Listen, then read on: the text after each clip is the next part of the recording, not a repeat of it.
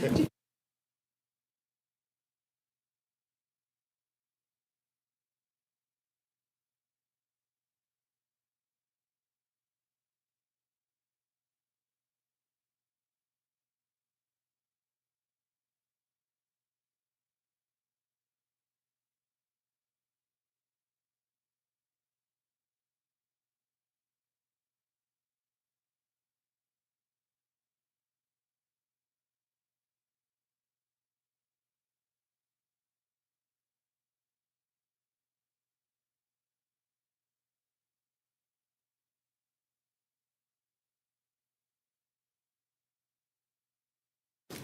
evening. Welcome to the Nassau County Board of Commissioners meeting, 5 p.m., Monday, September 22nd. Please rise for the invocation and our Pledge of Allegiance. The invocation tonight will be delivered by Mr. Irving Gilliard.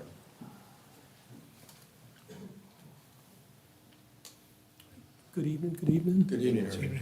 Oh, Heavenly Father, we honor you and we come to you again with bowed heads and humble hearts, and we're just so grateful and so thankful for how you have blessed us since you woke us up this morning. And we ask a blessing upon our commissions tonight. Just touch their minds and their hearts as we go through this agenda, that all of their decisions will be made in the best interest of our citizens of Nassau County. Continue to bless those that support them through the county manager's office, county attorney's office. And as always, we ask a blessing upon our first responders. Continue to keep them safe from all hurt, harm, and danger. And as also for our military that protect our great country. And again, we're so thankful how you have blessed us through the hurricane season. We ask that you continue to look on us, continue to bless and keep us. In Jesus' name, amen. Amen. Thank you, sir. Please join me in the Pledge of Allegiance to the flag of our nation. I pledge allegiance to the flag of the United States of America and to the republic for which it stands, one nation, under God, indivisible, with liberty and justice for all. Thank you all. Madam Clerk, please call the roll. Commissioner McCullough. Present. Commissioner Gray. Here. Commissioner Farmer. Here. Commissioner Martin. Here. And Chair Hupman. Here, thank you. County Manager, any expansions to the agenda this evening or deletions? Thank you. Thank you. County Attorney, any expansions or deletions? I have none, thank you. Thank you, ma'am. Proclamations, tab A. Approve a proclamation recognizing the week of October 5th through October 11th, 2025 as National 4-H Week. I'll entertain a motion on tab A. So Mr. Chairman, I moved. move to approve tab A. I have a motion from Commissioner McCullough, second by Commissioner Martin. All in favor? Aye. Nay? Commissioner Martin, would you please present this evening's first proclamation? Sure. I'd like to invite the reps from 4-H to come up and meet with Commissioner Martin. Let's do the front three, and then we'll bring everybody up for the photo. There we go. Thank you.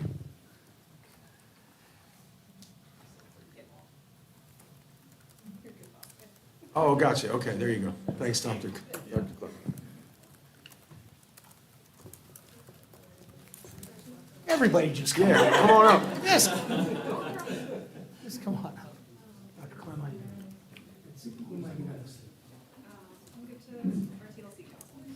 Okay, all right.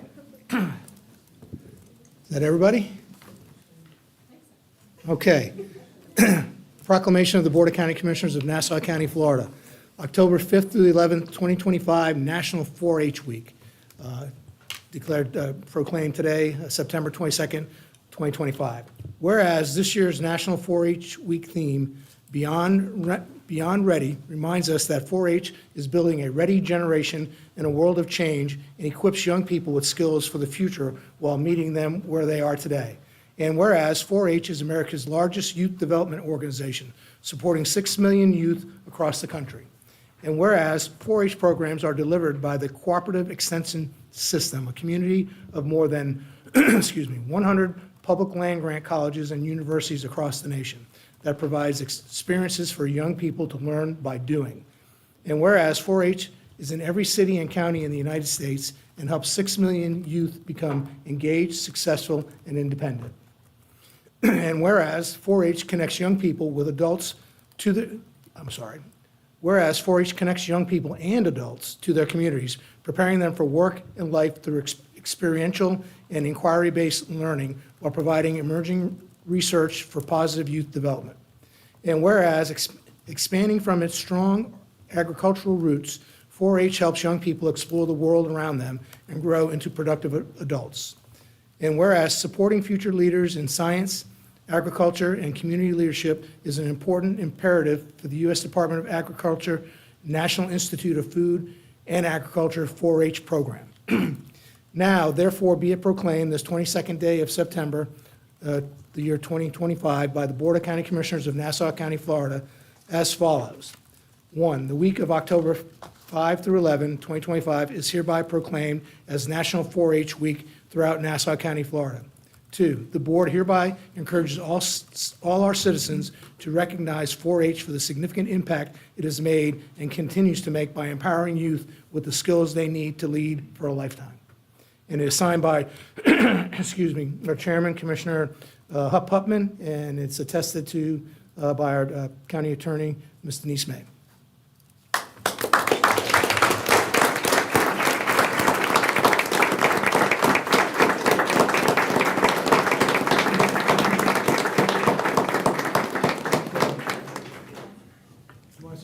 Let's get it. You guys can get it. Two words, all people get it out.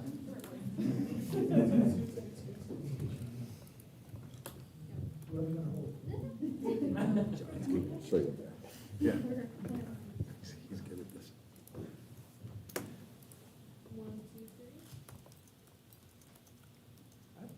All right. Congratulations. Who's gonna speak? Dr. Clown? The kids. Okay.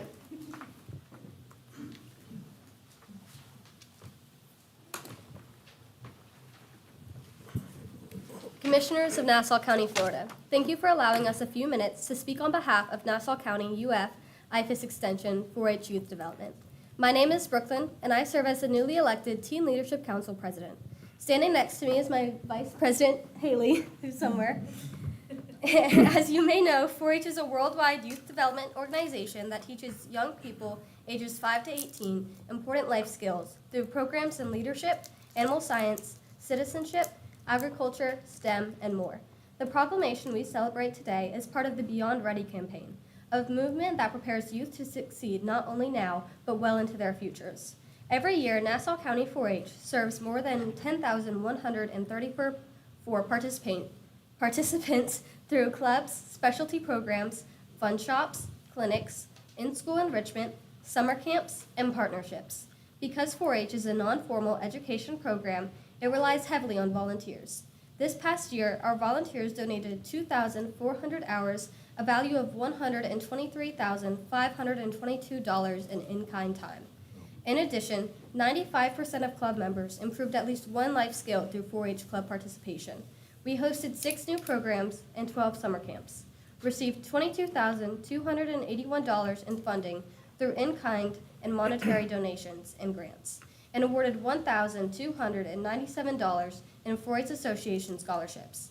Nassau County is served by 13 active 4-H clubs, with 77% represented at state-level programs and competitions, and 46% having formal club officers. We are proud of our community partners who help make these programs possible. For the 2024-2025 year, the Youth Emergency Team, in partnership with numerous county and state partners, including Nassau County Fire Rescue, Animal Service, Forestry, and UF Eden, graduated over 100 youth with the conclusion of our 7th cadre, which has earned multi-year awards. Animal Services will graduate its 2nd class of youth out in October from the Beloved Dog Program, with 11 youth now recognized as an award-winning program by the National Association of 4-H Extension Professionals for Citizenship. Florida Wildlife and Conservation certifies 8 youth in hunter safety. The Northeast Fair annually supports our youth with teaching space and support at least 17 plus times a year. Just a few programs to acknowledge our judging-based and recognition programs that have also had a remarkable year. Hippology, our horse education program combining the science of horses with the life skills of team competitions, secures multi-award winning state, regional, and moving once again to the national level. Archery, indoor intermediate 4th place, junior team 2nd place, and 3rd place highest junior individual. FIDA match 5th place team, field match second place junior team, state match junior highest individual of the year. Food challenge, junior and intermediate teams both placed second in district. Executive board, 2 senior teams served beyond the state level on the iLead and 4-H University event committees. Embryology program, teaches students in the classroom about the science of hatching chickens, reaching at least 1,500 youth annually. 4-H FPL public speaking program, provides a free public speaking program for youth in the school grades 4 through 10, serving 1,300 to 2,000 students each year. These are only some of our programs, as we are always aiming to offering a variety of high impact and intentional opportunities for Nassau County youth. As you can see, Nassau County 4-H is committed to helping youth grow, engage with the community, and develop leadership skills for the future. To close, we want to reflect on the long history of Extension and 4-H in Nassau County. Extension work began here in 1915, sharing knowledge and resources with local farmers and families to improve agriculture, home economics, and community life. According to the 4-H history book, A Century of Youth Success, 2 years later in 1917, the first 4-H clubs were formed in Nassau County, with school-based programs for boys and girls supported by the county commissioners. Commissioners, just as our first clubs were supported by your predecessors, we are grateful for your continued support today. Thank you for granting this special proclamation and for helping us prepare for the next generation of leaders. And thank you to those in the audience today supporting us.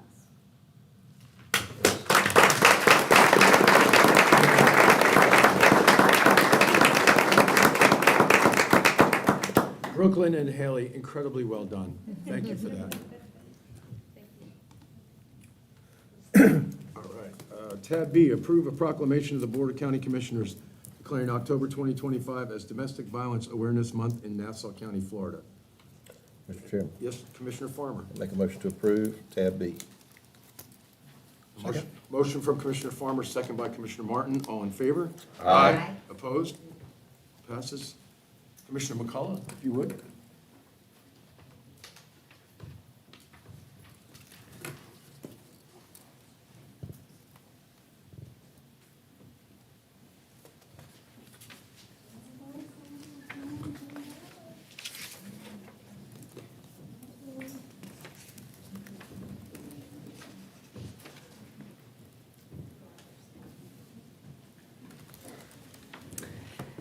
I have with me representatives from Micah's Place. Okay, just making sure.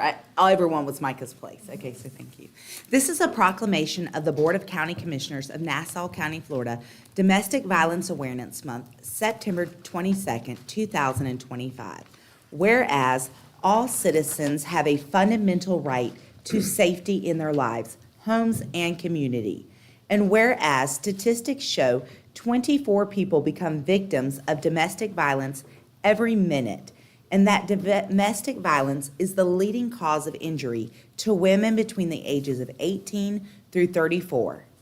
And whereas domestic violence plays a key role in other social problems, including homelessness, pregnancy outcomes, mental health, substance abuse, child abuse, and unemployment.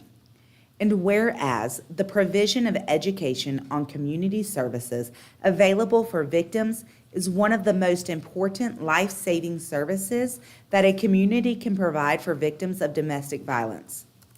And whereas the coordination between law enforcement, Department of Children and Families, civil and criminal courts, healthcare providers, batterer intervention programs, domestic violence centers, and the community has proven to be the best way to provide the safety of victims, and now therefore be it proclaimed that this 22nd day of September 2025 by the Board of County Commissioners of Nassau County, Florida follows.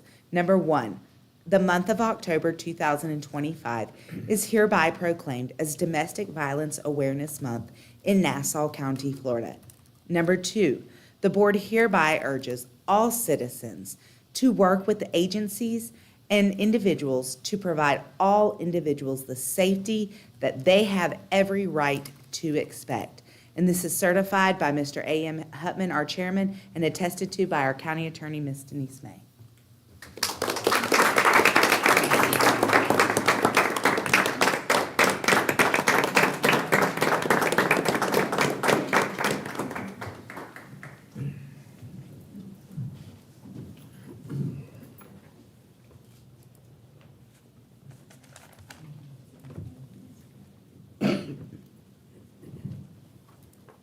Thank you so much, Commissioners. I really appreciate it. We at Micah's Place appreciate you joining us and recognizing that October is Domestic Violence Awareness Month.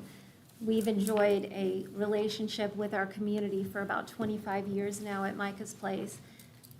The statistics are not in our favor a lot of times with domestic violence victims, but with the help of the community, with recognition that allows us to provide awareness to the community, we're hoping to make those statistics go way down. We work every day to do that at our shelter with our outreach services.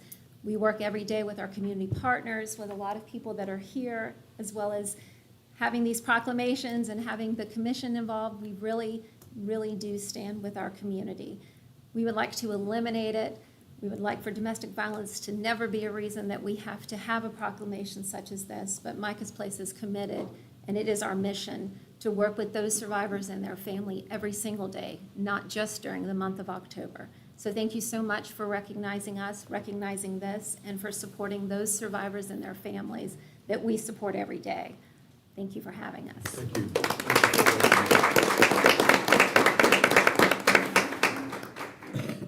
Consent item. If any board members wishes to move a consent item to new business, please do so now. I don't have any speaker cards, but does any member of the public want to speak on a consent item? I've seen none. I'll entertain a motion. Mr. Chairman, Commissioner Gray. motion to approve the consent items. Second that motion. Motion from Commissioner Gray, second by Commissioner McCullough. All in favor? Aye. Opposed? None. Consent items passed. New business. Any member of the public may address any item under new business at this time. Time limit's 3 minutes. Is there anyone who wishes to address new business? I have no speaker cards. Okay, tab V, approve and authorize the chairman to sign contract CM 3981, the collective bargaining agreement with Nassau County Fire Rescue Professionals, local union number 3101. Mr. Ironman. Thank you, Mr. Chairman. Sir. You know, as we talk about the budget process, we know that basically public safety is the highest priority of this board. Typically, it's between the sheriff, fire, and transportation where most of our tax dollars end up being spent. I'm proud that we've been able to come to a conclusion on this, as we've been talking about for a while. You know, in the last 10 years, we've increased staffing of the fire department 66%. In the last 5 years, we've increased the stations 28%, adding Station 10, adding Station 71. We currently have 2 stations. I guess 70 is already completed, 90 soon to be completed, 30's out for bid. Substantial investments, not just in the personnel, which is a critical need, but also in the structures and the equipment that support those individuals. Part of this agreement with the union sets forth a lot of, it's almost been a year process going through this. It'll be our memorandum of understanding for the next 3 years.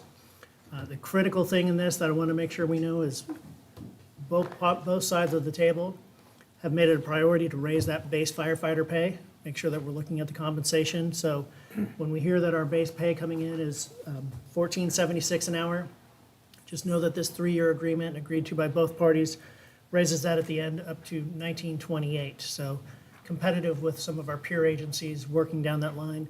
Always be a little step behind as they have a little bit more money than us, but going the right direction. And I think that's kind of the tone and tenor that you'll get out of this agreement, is you're getting a lot of things going in the right direction and moving us forward for the next steps. So. Questions for Mr. Ironman? Thank you, Mr. Ironman. Any comments? I would like to comment. I'd like to thank, our staff and team for working it from this side, and I'd like to thank 3101 for their honest, diligent work to come to an agreement that all parties could move forward with. And I appreciate that work that you've done, so thank you very much. Mr. Chairman, I move to approve tab V. Second. I have a motion for Commissioner Martin, second by Commissioner Farmer. All in favor? Aye. Opposed? None. Thank you very much. on tab Mr. B. Chairman, if I may, Yep. we do have members of the Yep. union here. It'd be great to get a photo up of, I was going to invite them to come up.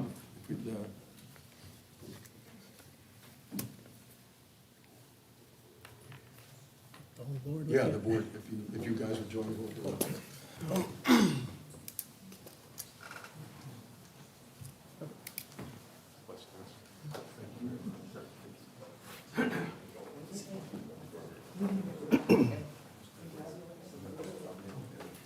Okay. There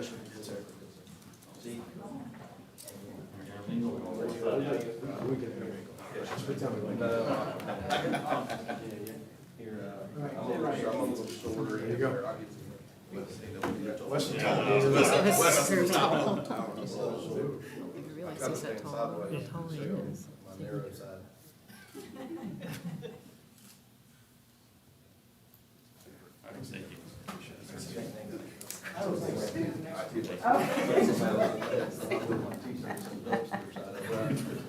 Good to see you, bro.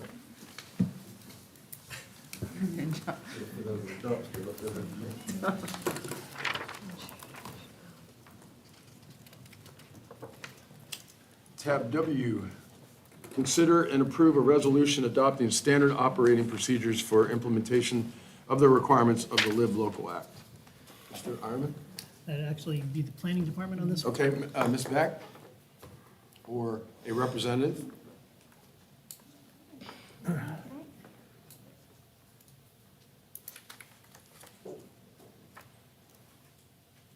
Hi, good evening, everyone. Kaylin Thompson, Principal Housing Planner. So pretty much the standard operating procedure is set forth to kind of guide the process for applying for the Live Local Act, and pretty much what that process would involve, which would be the zoning verification form, a collaboration between the planning department, OMB and Development Services, and also just kind of navigating that process. Mr. Chairman, Yes, sir, Commissioner Gray. make a motion, approve tab W. Second that motion. Motion for Commissioner Gray, second by Commissioner McCullough. All in favor? Opposed? Legislative public hearings. Madam Attorney, if you please read the procedures. Yes, Mr. Chairman. Thank you. Tabs X through AB are legislative items. These procedures are in place to give all who wish to speak for or against an item the opportunity to do so. Those wishing to speak in favor of or against the item being considered will have 3 minutes to address the board. All statements should be addressed to the board and only the item under consideration. Speakers should not engage in personal attacks on other speakers, staff, or board members. Speakers must begin by stating their name and address for the record. Please do not be repetitive or restate the same information as previous speakers. Sharing or transferring of time is not allowed. The clerk will control the time allocated. Again, that is 3 minutes. Any speaker that has documents as a part of their presentation should present them to the deputy clerks. They do become a part of the permanent record. The meeting is being recorded, so please no applause or outburst, as it does distort that recording. The board will then close the public hearing and discuss the item under consideration. You may ask questions of speakers or staff. The board will then deliberate and vote on the item before them. Thank you, Mr. Chair. Thank you, Madam Attorney. Okay, tab X, consider and approve ordinance 2025-042 for CPA 25-006, comprehensive plan amendment for the reclassification of 0.92 acres of real property located at the northeast corner of the intersection between State Road 200 and Chester Road from industrial IND to commercial COM. First Federal Bank is the owner, Nassau County Agent, District 3. Staff presentation. I'll open the floor for public discussion. Thank you, Ms. Mack. Welcome. Good evening, everyone. Thank you. What you have before you tonight, I'm going to run through 3 comp plan amendments or comprehensive plan amendments that are brought before you to fix the mismatch between the zoning and the current future land use.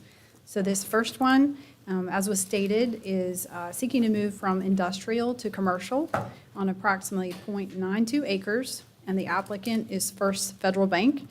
For all 3 of these, Nassau County is the sponsor and the agent. This one is in Commission District 3.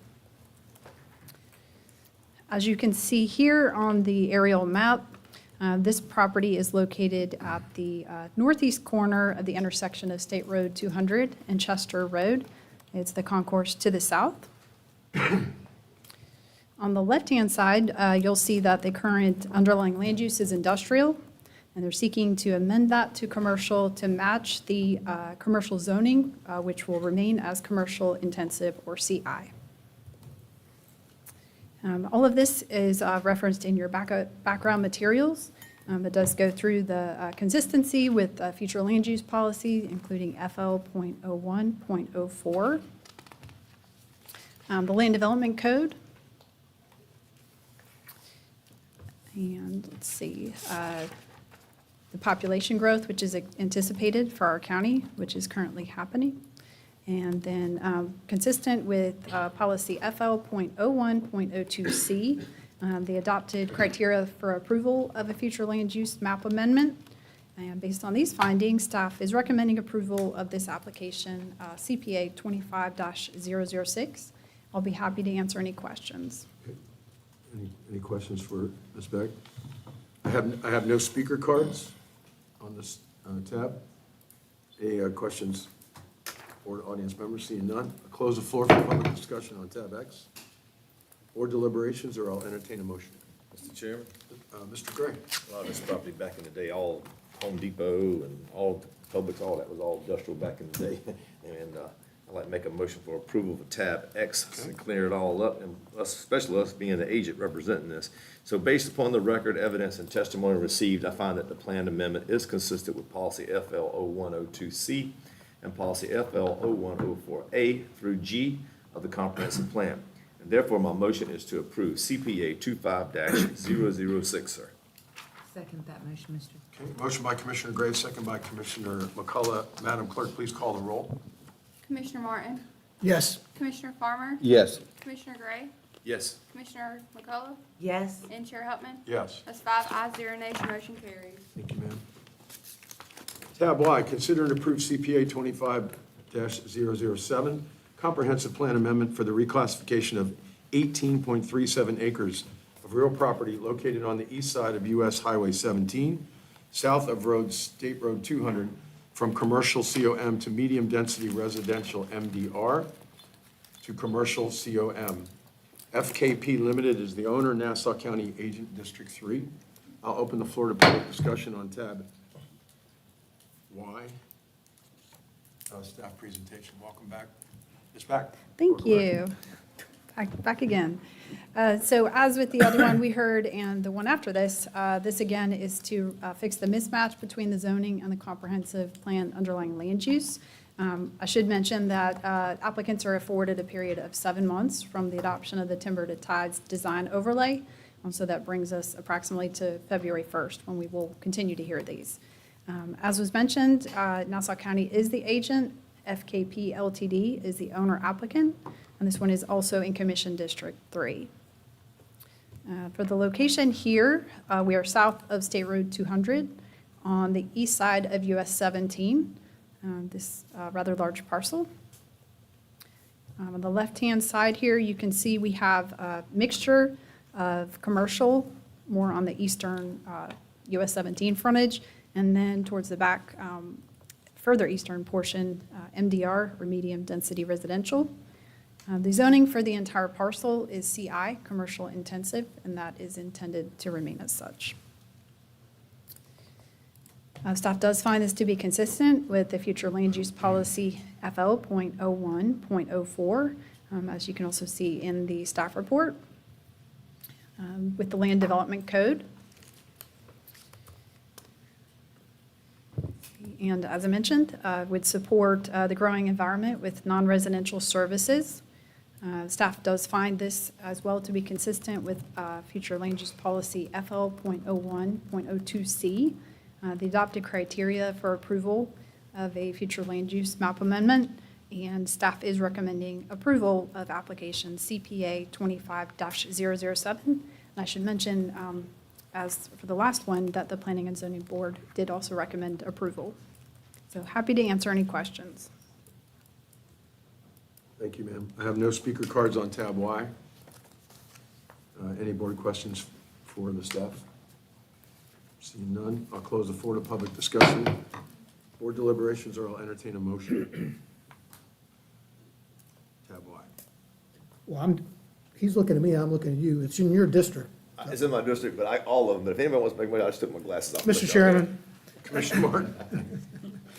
based upon the record, evidence, and testimony received, I find that the plan amendment is consistent with policy FL.01.02, parentheses C, and policy FL.01.04, parentheses A through parentheses G of the comprehensive plan, and therefore my motion is to approve CPA 25-007. Second. A motion for Commissioner Martin, a second by Commissioner Farmer. Madam Clerk, please call the roll. Commissioner McCullough? Yes. Commissioner Gray? Yes. Commissioner Farmer? Yes. Commissioner Martin? Yes? And Chair Hupman? Yes. That's 5 ayes, 0 nays, your motion carries. Thank you, ma'am. I want to make sure to take my glasses off now. Tab Z. Consider and approve ordinance 2025-043 for CPA 25-010, comprehensive plan amendment for the reclassification of 4.12 acres of real property located on the east side of Highway 17, south of State Road 200, from the commercial COM to high-density residential HDR. Yulee Villas Limited, care of Flynn Management Corp., owner Nassau County, agent District 3. I'll open the floor to public discussion. Staff presentation. Good evening. This is the last of the three of these conflict, comprehensive plan, mismatch with the zoning applications. This one is for approximately 4.12 acres within two parcels, moving from commercial to high-density residential, or HDR. Nassau County, again, is the agent within Commission District 3, and Yulee Villas LTD, care of Flynn Management Corporation, is the owner and applicant. For this location, you can't see State Road 200 on this map, but it is to the north. So we're looking at the east side of US Highway 17. And these two parcels, the one in the front is developed and the one in the back is currently undeveloped. So on the left-hand side here, we can see that the zoning is currently residential general 1, and that is proposed to remain as such. On the right-hand side, we can see that it is currently commercial, and they would be going to high-density residential HDR.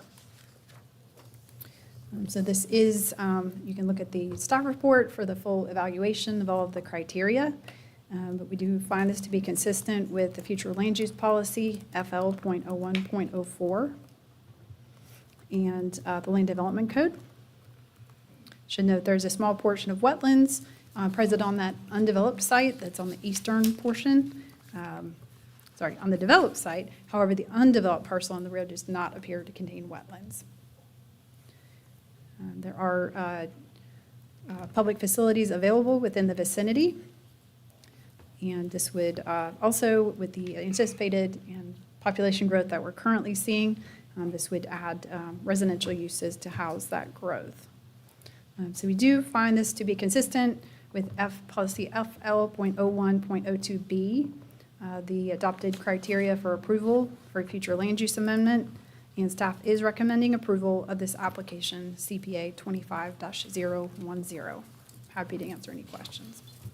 Okay, thank you.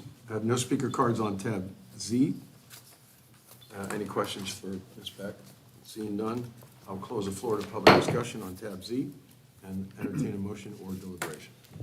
Mr. Chairman, Commissioner Gray. based upon the record, evidence, and testimony received, I find that the plan amendment is consistent with policy FL.01.02B and policy FL.01.04A through G of the comprehensive plan, and therefore my motion is to approve CPA 25-010. Second. I have a motion from Commissioner Gray, second by Commissioner Martin. Madam Clerk, please call the roll. Commissioner Farmer? Yes. Commissioner Martin? Yes? Commissioner Gray? Yes. Commissioner McCullough? Yes. And Chair Hupman? Yes. 5 ayes, 0 nays, your motion carries. Thank you, ma'am.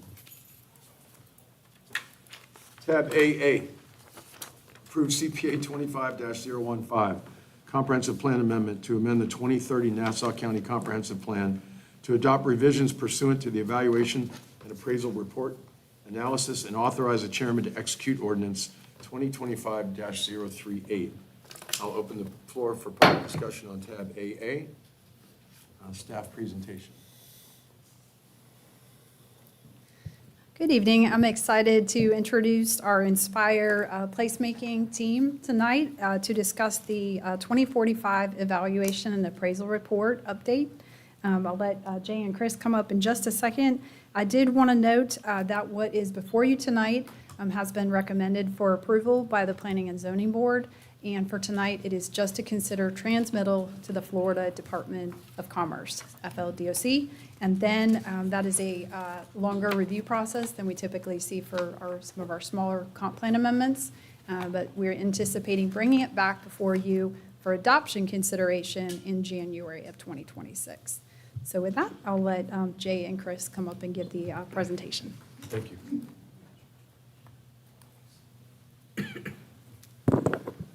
Good evening, Mr. Chair, Commissioners. Chris Darty, I'm with Inspire, a principal out of our Orlando office. I have with me Jay McLeod. He is the project manager for the Nassau County Comprehensive Plan Amendment, or pardon me, Comprehensive Plan Update.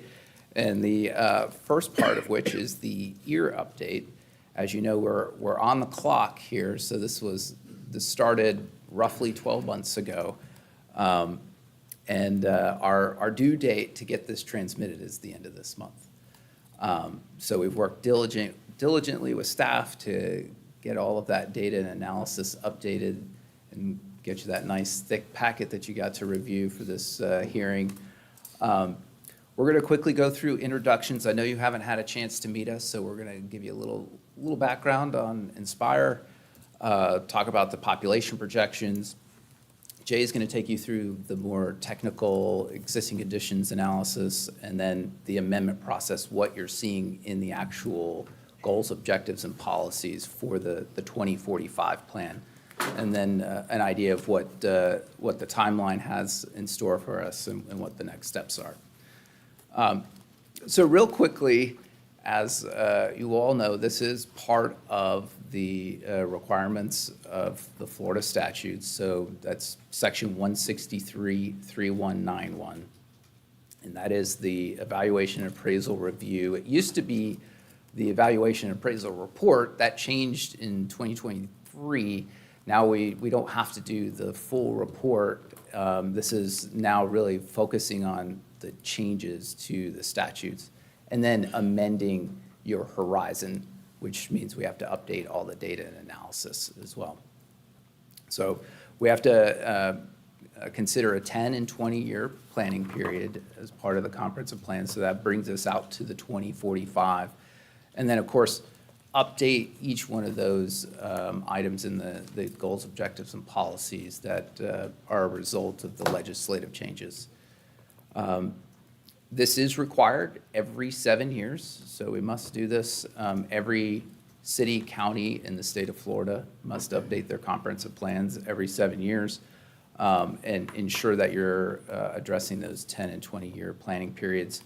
And what you're going to see today is some adjustment to basically every one of the elements of the plan. So a little bit about Inspire Placemaking Collective. We're a group of over 40 planners, designers, and professionals, more than 400 years of collective experience. My practice is focused solely on public work, and comprehensive planning happens to be one of my specialties. We show 66 comprehensive planning projects. Gosh, there's probably more than that now, so we probably need to update this slide. So quite a bit of work in this field. Same with Jay. Jay's out of our North Carolina office, but he's a Gator through and through. So. Oh, and a Seminole. I forgot about that part. Got it all covered. So offices in Boston, Durham, Atlanta. Of course, we're headquartered in Orlando and have a Tampa and Miami office as well.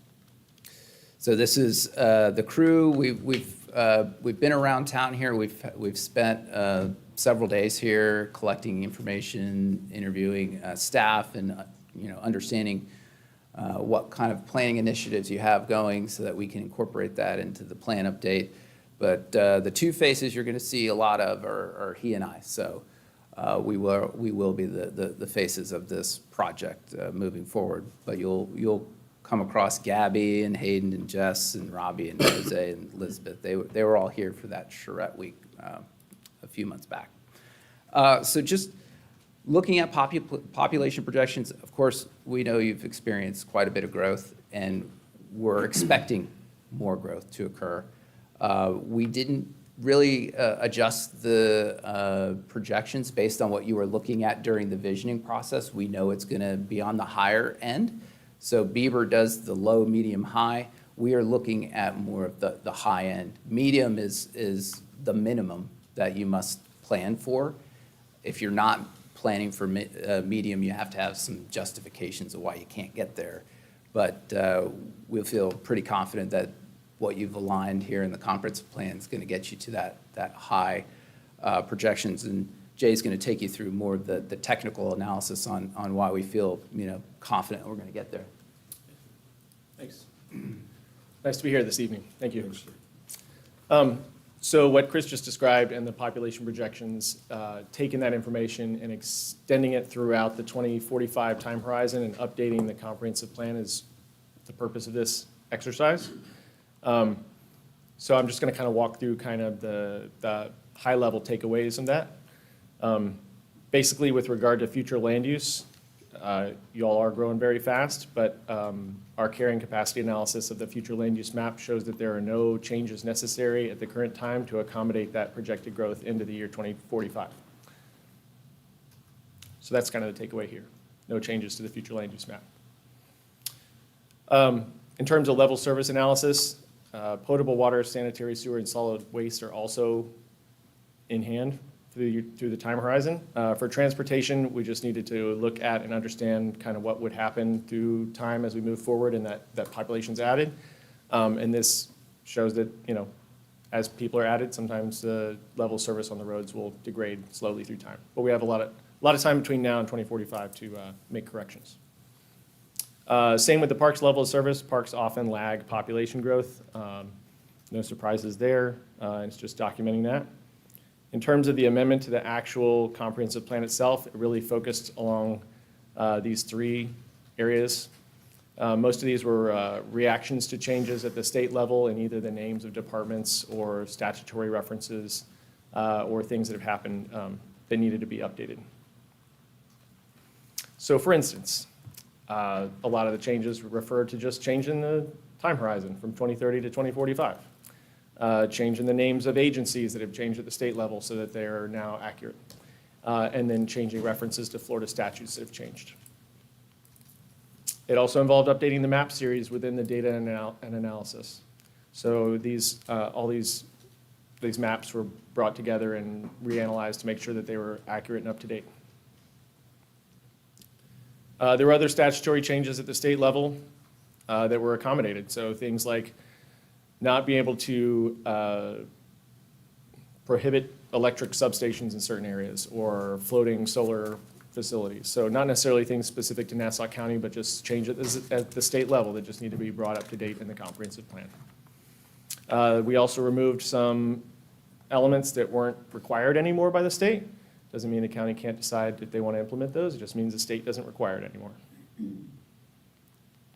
And then some other changes related to specific uses and procedures. So in terms of the timeline and next steps, I just kind of want to point out two important things. One is you'll probably notice that the majority of what you're seeing on here was executed in a pretty tight order, 2 to 3 months. We really marshaled as many people as we could to come here and make sure that we got this handled. The second thing is that we are at the BOCC hearing on the 4th month there at the bottom, and that green bar is a 2-month state review timeline. It's a 60-day state review period. So after that, this will come back to you all for adoption. And that's why we're here tonight, is to receive direction to transmit these amendments to the state. So thank you for your time, and we can answer any questions if you have any. Thank you, Jay. Mr. Farmer. Yeah, I just wanted to ask Jay, if you, when you're doing these across the state, do you see big changes in trends, through the course of region of the state of Florida? I know that we're obviously growing, and there's a certain demographic of the public that thinks we control growth. But at the end of the day, do you see, this becoming, growth being a trend statewide? Are there certain places in the state of Florida that are maybe, you're seeing lower growth trends where, people are, aspiring to live closer towards, the infrastructure or larger cities? I mean, just thought maybe you could elaborate on that a little bit. I'll start, and then I know Chris is chomping at the bit for that question. I don't know a time I've ever been alive that Florida wasn't experiencing explosive growth, but it sure seems like Nassau County is the hot spot to be right now. So, yes, but I think a lot of those issues you just described, we'll explore a little bit further in the second phase of this process, which is the 2050 comprehensive plan update. Right. It's interesting, we were just having this discussion in our office. We've worked with, 10 different counties here recently and, a number of cities. And every time we have a conversation with the planning staff at that city or county, and the first thing they'll say is, well, we're the fastest growing county in the last 2 years, or we're the fastest growing city in the last 12 months. So we have heard a lot of communities are facing the same issues. And with growth, of course, there's growing pains. There are certain communities that aren't growing as much. But certainly, the coastal areas still are drawing a lot of folks here to the state of Florida. And we don't see that changing anytime soon. Commissioner Gray, I'm sorry. Commissioner Gray. Thank you, Mr. Chairman. Yes, sir. Thank you for your presentation, but I just want to do a shout out to our planning staff, Ms. Back, and a lot of our planners that came on board in the last year or two, along with our county manager. When they said our flume was good, our future land use map. So, I mean, that's good news, guys. That's good news that we've been correcting a lot of things that's been out there for many years, and we kind of get them straight and lined up. So when you do come in and do your audit and do your fact finding, we are, and it's all because of our staff and the leader over here, our county manager. So kudos to y'all for all the last 2 years of y'all's hard work. Thank you, Mr. Chairman. Thank you, Mr. Gray. I'll throw a comment in there, too. I think in a post-COVID world, the kind of growth that we're seeing, it's important for us to have a plan that moderates. It's cool to be fast-growing, but not really. It's cool to be growing at a pace where the growth is meaningful to your own community. And I think that's what we're doing in Nassau County. And that's why I think that part's important, is that we moderate our own growth. So we don't get run over. It's certainly not the way that we've visioned it and that we think it's going. So we appreciate you reinforcing that. My comment. Anyone else? Or questions? Okay, thank you both. Thank you. I have no speaker cards on this tab. Close the floor to public discussion. Mr. Chairman, Commissioner Martin. based upon record evidence and testimony received, I find that the plan amendment is consistent with the Community Planning Act, Chapter 163, Part 2, Florida statutes, and therefore my motion is to approve CPA 25-015 for transmittal to state agencies. Second. Motion by Commissioner Martin, second by Commissioner Farmer. Madam Clerk, please call the roll. Commissioner Gray, Yes. Commissioner Martin, Yes. Commissioner McCullough, Yes. Commissioner Farmer, Yes. and Chair Hutman. Yes. 5 ayes, 0 nays, your motion carries. Thank you. Tab AB, final public hearing to consider adoption of the FY 2025-2026 millage rates and budget.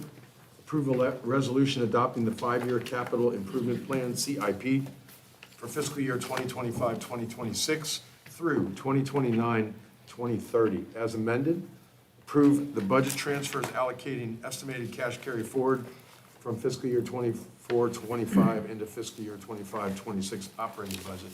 Mr. Ironman, I read that without my glasses. Just want to note that. Perfect. Well, and it's probably I'll open the possible. floor for public comment. Mr. Ironman, thanks, sir.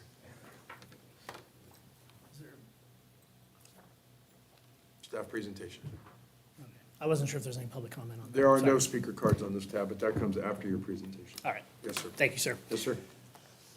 So, as we know, this is the final step, right? So we began this process, basically beginning of the calendar year on an internal process. We've gone through, basically with that winter strategic planning session. The benefit of the winter strategic planning session is we get the direction and goals of the board for how they'd like this budget structured as we move forward. We plan for those millage reductions and adjustments, and we really set the priorities. And so as echoing my comment from before, it's focusing on public safety, right? Sheriff, fire, and roads. As we saw in the last presentation, we've got to focus on roads because we'll have more demands as the growth continues, and public safety as well. So we've gone through this entire process. We've been working on answering the questions, meeting with community groups, working through the board meetings and other items. So following our public hearing on September 8th, we are now at the final and second public hearing for the trim notice. One of the things that we want to look at here is talking about the adjustments that have happened since that time. As we're doing internal analysis on the animal control in that department, one of the positions that we are actually looking to adjust is adding an additional adoption coordinator. We will still be reducing non-public safety positions by 9 or about 2.8%.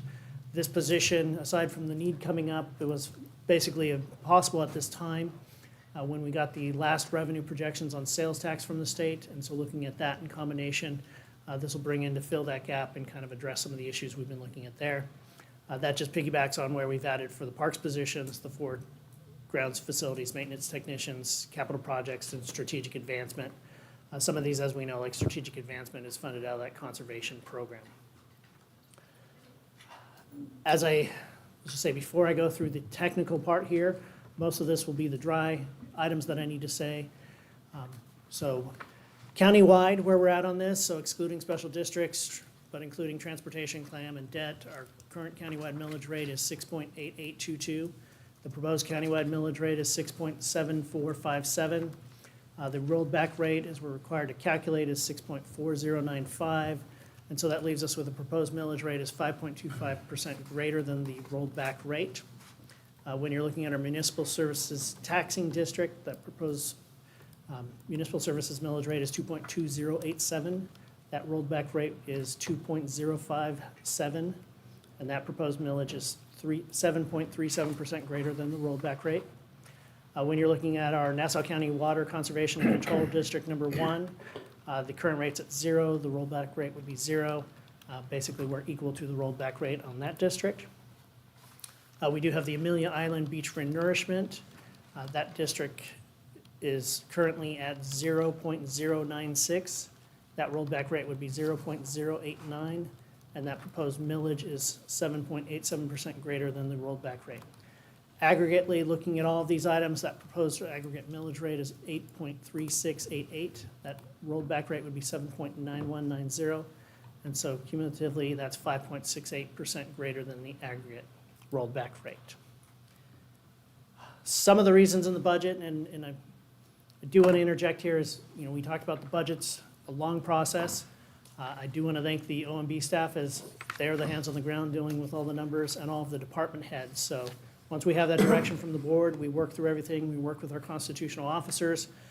I know from the July workshop, we spent hours talking about a lot of these items as well, so I won't echo many of those. But as we know, where most of our increases go, the constitutional officer budgets, that's the sheriff, supervisor of election, clerk of courts, tax collector, property appraiser. We have about 50% of our budget, what comes in on ad valorem tax dollars, go to our constitutional partners.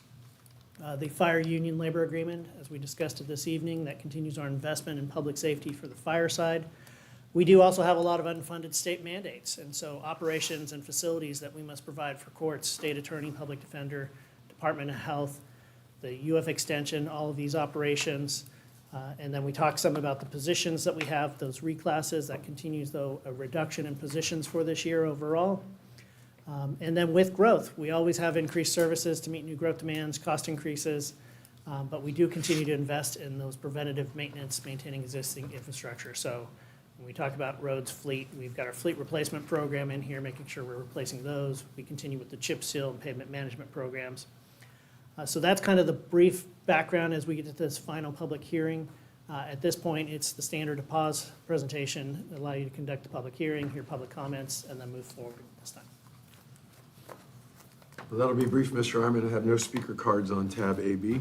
Is there anyone here that wants to speak on tab AB? Okay, seeing none, we will proceed.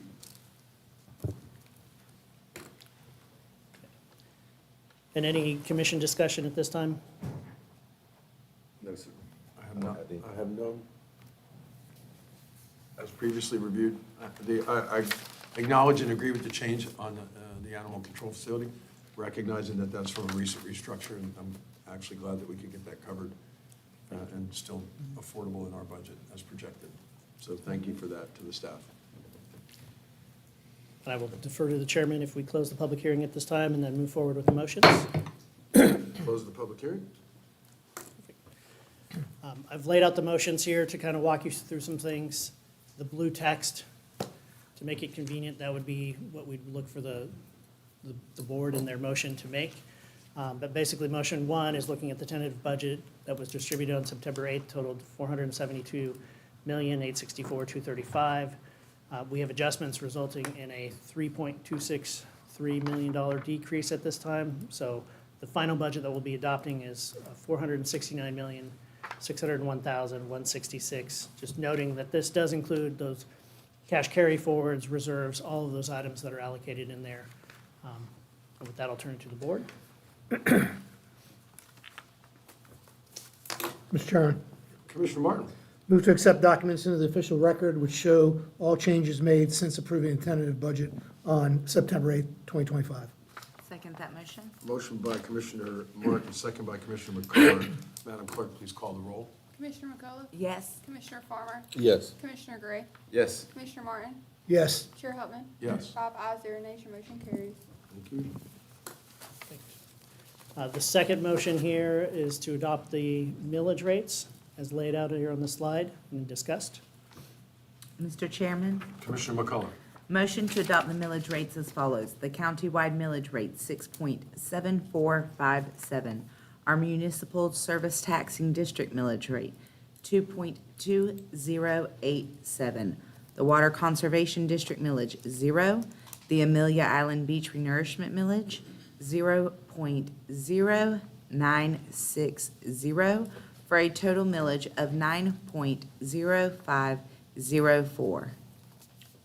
Second. Motion from Commissioner McCullough, second by Commissioner Martin. Madam Clerk, please call the roll. Commissioner Gray? Yes. Commissioner Farmer? Yes. Commissioner Martin? Yes. Commissioner McCullough? Yes. And Chair Hutman? Yes. 5 ayes, 0 nays, your motion carries. And motion three, we'd be looking for the board to approve and adopt the countywide tentative budget. Mr. Chairman, Commissioner Gray? I'd like to make a motion. Motion to adopt countywide tentative budget, $469,601,166. Second. Motion by Commissioner Gray, second by Commissioner Farmer. Madam Clerk, please call the roll. Commissioner McCullough? Yes. Commissioner Martin? Yes. Commissioner Gray?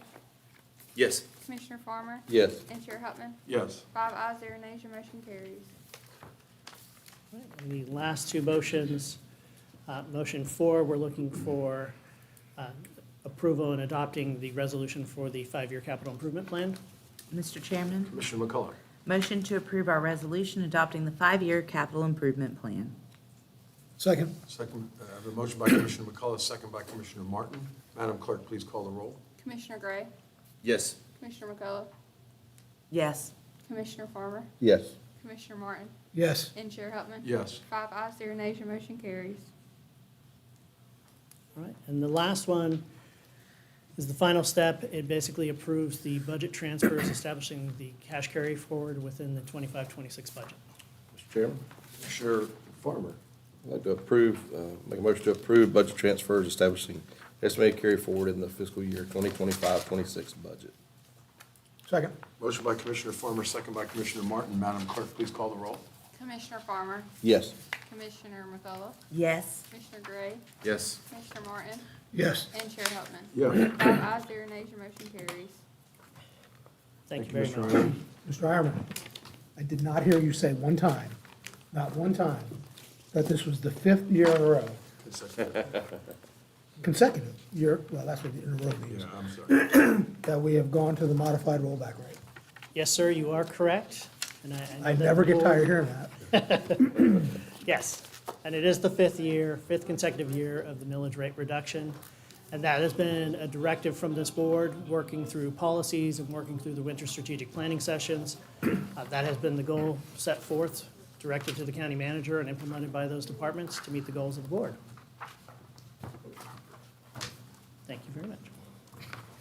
done, Commissioner Martin, again. An important piece of starting that process and now carrying it on. So Takes all 5 of us. it takes all 5, and it's a prudent measure to keep taxpayers in mind every year. So I appreciate, as a taxpayer, I appreciate what we do. All right, that takes care of that last item. General public comment. Comments can be for items under the authority of the Board of County Commissioners. The time limit is 3 minutes. Ms. Jacqueline Osborne. Thank you for your patience. Still under 1 hour, Ms. Jackie. Jackie Osborne, 85503, Sagaponic, Ferndale Beach, Florida. Okay, now, first of all, thank you very much. Good afternoon, Mr. Chairman. Thank you for allowing me the opportunity to talk to you. Y'all, is this the cutest kitten you ever saw? First with the numbers, there are 76 dogs in the kennel and 77 in foster, 83 cats in the kennel and 77 of those in foster as well. Last weekend, there were 12 animals adopted at an adoption event in River City, 10 dogs and 2 cats.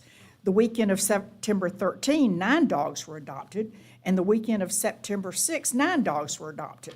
So we had 2 weeks of adoptions that were very good. The staff at the animal shelter have an excellent relationship with the various pet stores, which results in a lot of exposure of Nassau County positive exposures. Aren't they cute? Y'all all need a kitten. Some of y'all need a kitten. I had the opportunity to see a mama cat with 3 kittens over the weekend. The mom had been brought in and was to be spayed the next day. When the staff went to the cattery the next morning, guess what? Mom and 3 babies. I was so excited. Mom just looked at me. She didn't have any problems. I could have petted them, but I didn't. Mom's doing well, very loving, and actually let me scratch her head a little bit. Which brings up kitten season. It's still here. We can see an end to it in another month. It is sort of over. They have 25 employees at the animal center. Their currently staff is short 2 shelter attendants, I think, and they're working on replacing those. And I think everything else is good. I missed last Wednesday's meeting and had to watch it on the Clerk of the Courts, and was surprised that I missed the thing on the design. I'll get it out in a minute, y'all. I'm just so excited about it. It really is fantastic. Thank you. It's moving along. I can't say enough how much it means to the county to have dedicated board members, staff of the county manager working diligently to achieve these goals. Thank you again for allowing me this time and thank you for all your hard work on our new animal shelter. And I still have a little bit, so I'm going to keep going with animal pictures. Y'all, somebody needs to adopt these kitties, y'all. There we go. We got some woof woof dogs. Now, some of these were taken to the animal adoption events, and some of them are not here any longer. But if you see one you like and it's already gone, we can get you one just sort of kind of like it. At any rate, these are the animals. Look at this. I can't have a dog because my yard's not fenced. But how sweet are these? Y'all need to get out there and get you a puppy or a kitty before they're gone. Thank you so very much. No, you better not walk away. I gotta hear have a this. moment I gotta hear this. John got a dog. You finally broke her Oh, down. there's one. Oh, y'all, listen, I am so excited. I turned on Facebook 8 seconds off. Turned on Facebook that Mrs. Martin, adult supervision of our county commissioner, said, let's get a dog.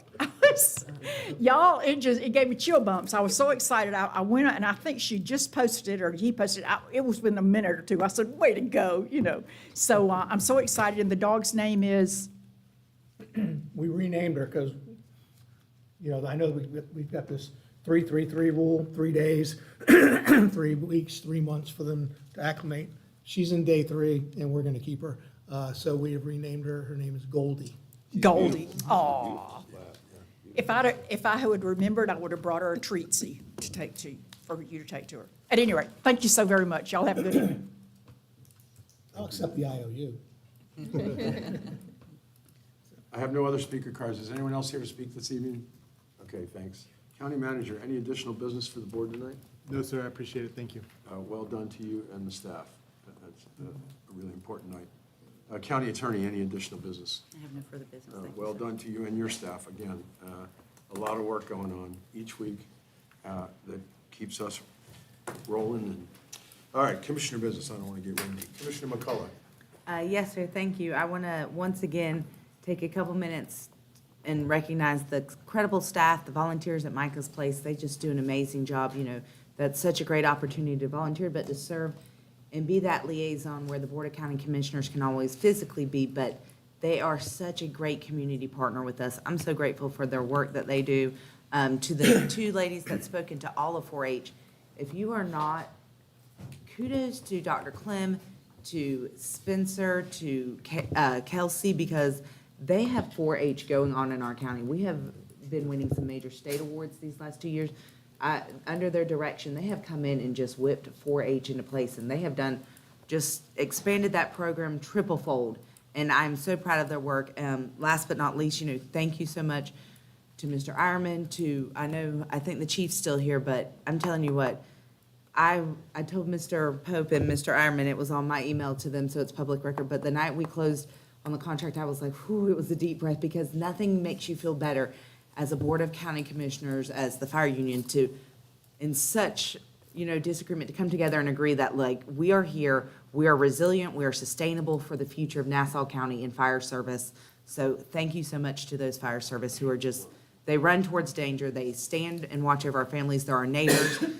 We sleep safer at night because of them, and I hope that they are happy that we recognize the work that they do in this county, and, you know, we are grateful for them and for their service. So thank you, Mr. Chairman. Thank you. Commissioner Gregg. Thank you, sir. Yes, sir.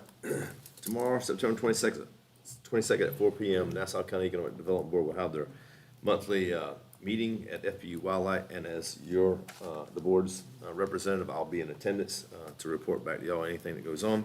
I also would like to say a big shout out to our staff of employees, Miss Amy Bell over there.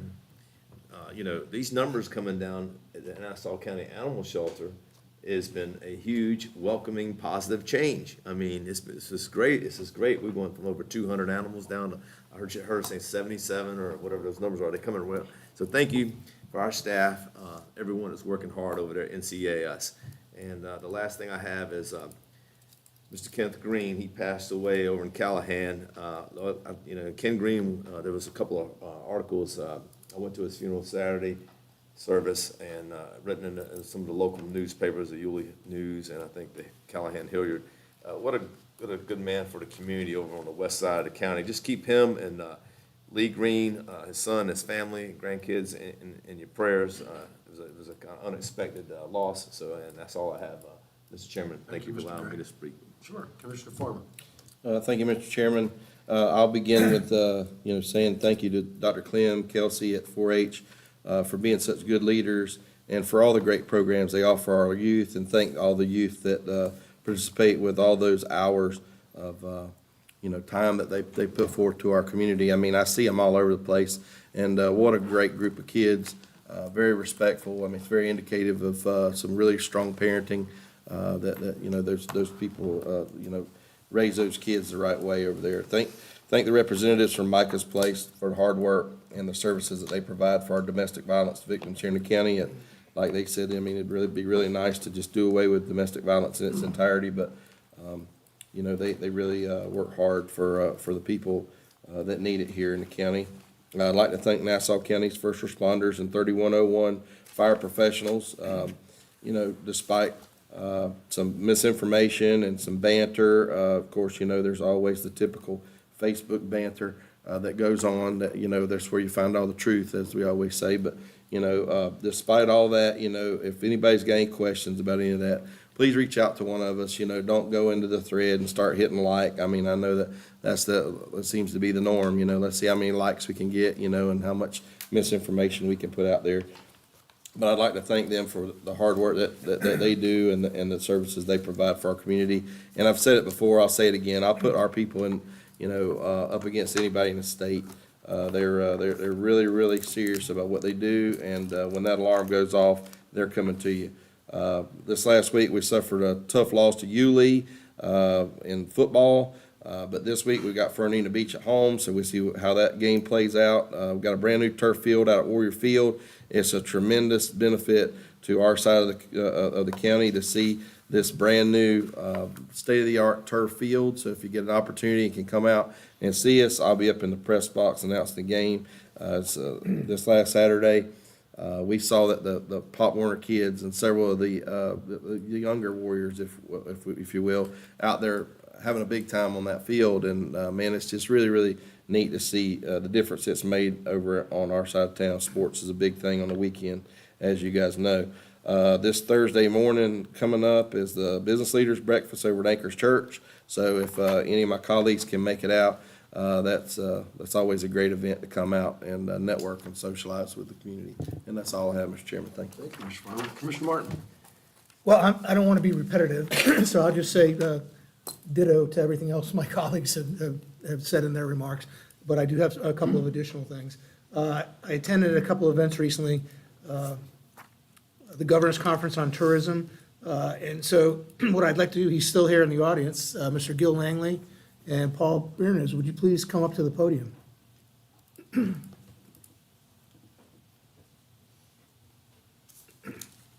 I came back from this conference excited to like give a report at the next meeting, but it was a huge conference, a lot of people there, and I thought I caught COVID.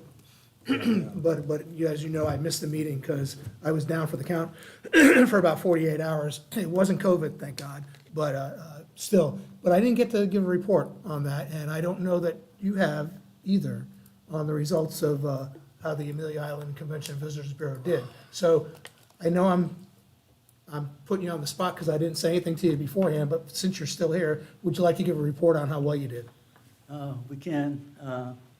Again, at the Governor's Conference, there's an award of the Henry Awards and the others that are silver and bronze that we don't really count. But we won 1 Henry for our social media efforts and 6 silver and copper goals for our other program. Those 2 awards kept us, again, in first place in the history of these awards of the state, that we have the #1 organization being recognized.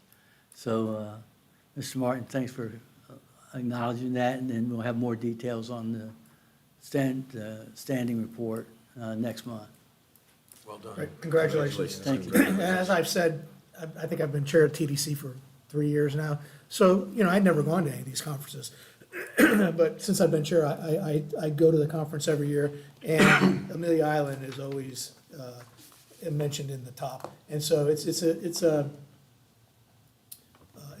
I'm gonna quote you, it's a testament to how good of a job that not only the CVB under your leadership, but also the cooperation and the coordination you have with county staff moving forward. So congratulations again on that. Thank you. Okay, the other thing I attended recently was the Florida Association of Counties Policy and Innovation Conference in Gainesville. And I serve on the Finance, Taxation, and Administration Committee there. And what I can share, and Gil, you may be interested in some of this, was different counties, they'll propose resolutions for the Florida Association of Counties to adopt and work with our lobbyists, work the legislators to make different policies, legislation happen. And I serve on this committee, and under this committee, several resolutions were proposed that would have adversely affected the tourist development tax here for us in I believe, in Nassau County. And so typically, the committee will either adopt the resolution, not adopt it, or defer it to a committee for more, to dig deep into the specifics of it. And then you don't know what's going to happen. So we did not adopt any of them. We did not fail to adopt any of them. We deferred, I think there were 3 of them, policy resolutions that we've deferred to the Florida Association of Counties Committee, Legislative Committee. And so we're not taking a stance on any of those, and they may or may not come up again next year. at the policy conference. I also serve on the Florida Association of Counties Board of Directors meeting, and it's a quarterly thing that I'm required to represent our region. We're in Region 4. It goes by state senate district, and I'm the representative for our district, and that one was pretty much uneventful. Thanks for the update on that. One other thing that has to do with, I think something that should be very important to all of us, the Florida House Select Committee on Property Tax Reform has 37 Florida House representatives, one of which is our state representative, Dean Black. They had a meeting today that was lasted at least 4 hours, maybe 5 hours. I've recorded it, I've watched a little bit of it. It's on the Florida channel today. And today just seemed to be like an educational type meeting. They had several presenters there that basically explained to these legislators, because I'm not gonna say most, but many of our legislators have never been in a position like a county commissioner or a city commissioner or a city council person, or they've had to levy taxes. They've never been in that position. So it's not unusual to say to a state rep or a state senator, hey, what do you think about, our trim notice this year? And then for them to look at it and go, what's that? What's a trim notice? Or various other things that we deal with and staff deals with when we build our budget, and we do what we did tonight, and we levy taxes and the millage rate. So a lot of them don't have that experience. And so today, the meeting today was mostly an educational meeting. They had several expert presenters to basically educate them on how the millage rate and the property taxes, and how property taxes work in the state of Florida. There's supposed to be 2 more meetings tomorrow. I'm hoping it's gonna get into, gonna dig into some of their recommendations or things that they're gonna consider. But I'm gonna record them and watch them, and I highly recommend that my colleagues pay attention to it also, because something's gonna come out of this. I don't know what it's gonna be. There are several ideas that I think have been dismissed. There's one representative who, he's getting a little bit of traction, and one of his ideas, I don't want to go into detail because I don't want anything to get lost in translation. I don't know if anything's going to come of it, but I know our staff is paying attention because I've shared this information with the county manager about these meetings, and I know I'm going to be paying attention to it. So, and that's all I have, Mr. Chairman. Thank you. Well, it's funny you should bring up trim notice, because I was going to talk about that tonight. Okay. I'm a middle-class guy. I live in a middle-class neighborhood, and so, Mr. Ironman, I was keeping my eye on my trim notice while you were talking to make sure that you didn't, shift any of the numbers on me. You did not. Thank you for your presentation. To me, a middle-class guy in a middle-class neighborhood, I'm looking at an increase of about $85, $86 a year, which equates to $7.22 a month over, my monthly tax bill. For the level of service and the quality of life I have in Nassau County, I find that more than acceptable, and I thank the team for working that for us. And Commissioner Martin, to your point, if the Florida legislature's intent is to raise some chaos about how you grow and service your county, it sounds to me like that's what they're trying to do, and I hope that that's not the case, because you can't have good service and good government with chaos. And so I hope they don't inflict that on us. Speaking of chaos, I'm not a political guy, and I don't make a lot of political comments. I haven't here in 3 years. But I will say that I am a patriot and a conservative and a Republican, and that the First Amendment is absolute, and that we have to exercise that right without violence. That we can debate and talk and have discord and discussions and disagreements without ever having violence. And that's all I have for tonight. Very good, sir. Thank you very much.